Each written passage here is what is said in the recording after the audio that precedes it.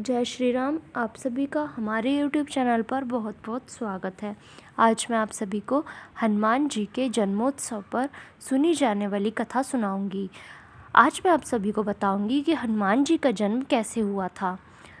भक्ति और वैराग्य के आधारभूत स्तंभ पर टिकी सनातनी परंपरा में जब भी भक्ति की बात होती है तो अलग अलग काल में हुए भक्तों के नाम याद किए जाते हैं।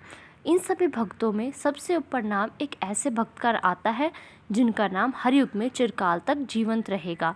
ये ऐसे भक्त हैं जिनको अमरता का वरदान प्राप्त है और युगों युगों से धरती पर मौजूद हैं। प्रभु की सेवा करने के उनके निस्वार्थ भाव ने उन्हें भक्त शिरोमणि की उपमा प्रदान की है। उनकी भक्ति के लिए लिखने वालों ने यहाँ तक लिखा है कि दुनिया के चलाने वाले भगवान का कोई भी काम उनके बिना नहीं चलता। आपने भी सुना ही होगा, दुनिया चले ना श्री राम के बिना, राम जी चले ना हनुमान के बिना। तो चलिए आज मैं आप सभी को हनुमान जी के जन्म की कुछ सुंदर कथाएं सुनाती हूँ।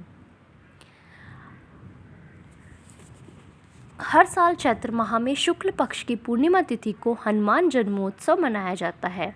पौराणिक कथाओं में इसी दिन बजरंगबली के जन्म का उल्लेख मिलता है। मान्यता है कि हनुमान 7 चिरंजीवियों में से एक हैं और रुद्र के 11वें अवतार हैं।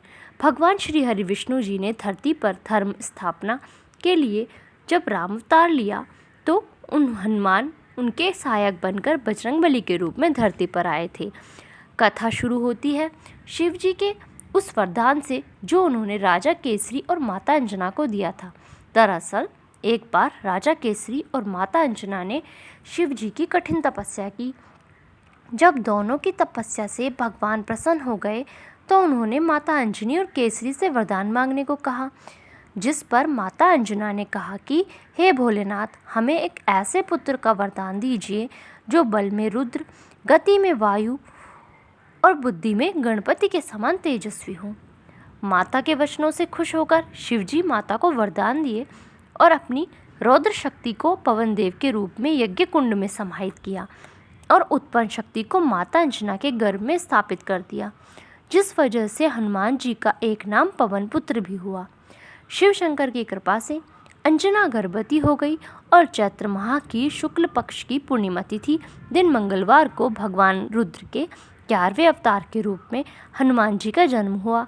हनुमान जी जन्म से ही बल, बुद्धि और विद्या में निपुण हैं। हनुमान जी के जन्म से जुड़ी हुई एक दूसरी कथा भी है। इसके अलावा एक दूसरी पौराणिक कथा में एक बार दुर्वासा ऋषि स्वर्ग के राजा इंद्र के बुलावे पर इंद्र की सभा में पहुँचे तो पुंजिक स्थली नामक एक अप्सरा ने सभा में बेवजह देवगणों का ध्यान भटकाने की कोशिश की। इससे नाराज होकर ऋषि दुर्वासा ने पुंजिक स्थली को बंदरिया बनने का श्राप दे दिया। जब रोते बिलखते हुए पुंजिक स्थली ने क्षमायाचना की तो ऋषि दुर्वासा ने उसे अगले जन्म में बंदरों के राजा केसरी की पत्नी होने और रुद्रावतार बजरंगबली की माँ होने का सौभाग्य प्राप्त होने की बात कही। वाल्मीकि रामायण के अनुसार महाराज केसरी बृहस्पति पुत्र थे और उनका विवाह अंजना देवी से हुआ था, जो पिछले जन्म में वही अप्सरा थी और उनके गर्भ से हनुमान जी का जन्म हुआ था। अब हनुमान जी के जन्म से जुड़ी हुई एक कथा और है। उस कथा के अनुसार बताया गया है कि संतान प्राप्ति के लिए राजा दशरथ ने जब यज्ञ करवाया था तो उसके हवि के रूप में उन्हें खीर प्राप्त हुई, जिसके प्रभाव से राजा दशरथ की तीनों रानियां गर्भवती हुई और राम, लक्ष्मण, भरत और शत्रुघ्न का जन्म हुआ।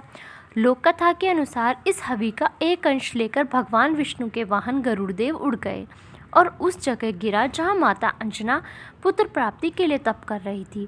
माता अंजनी ने हवि को ग्रहण कर लिया और उसके चमत्कार से उन्हें पुत्र रूप में हनुमान जी की प्राप्ति हुई।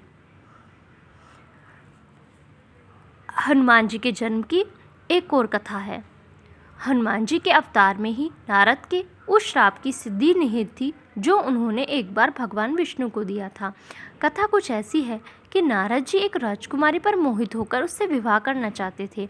नारद जी अपने रूप को निखारने के लिए भगवान विष्णु के पास गए, लेकिन भगवान ने उन्हें वानर का चेहरा दे दिया। नारद जी उसी मुख से स्वयंवर में पहुंच गए और उनका विवाह तो नहीं हुआ, बल्कि लोगों ने उनका खूब अनादर किया। नारद अपमानित होकर लौटे और उन्होंने विष्णु जी को श्राप दिया कि एक दिन आपको अपने काम संवारने हेतु वानरों की मदद लेनी होगी। यही श्राप आगे चलकर एक वरदान साबित हुआ और हनुमान जी ने वानर बनकर श्री राम के रूप में भगवान विष्णु की सहायता की। धन्यवाद। इस वीडियो में बस इतना ही। प्लीज़ आप मेरी वीडियो को लाइक कीजिए, शेयर कीजिए और मेरे चैनल को सब्सक्राइब कीजिए। कमेंट सेक्शन में जय श्री राम ज़रूर लिखिए और बेल आइकन दबा लीजिए, जैसे आगे आने वाली वीडियोस की नोटिफिकेशन आपको मिल जाए।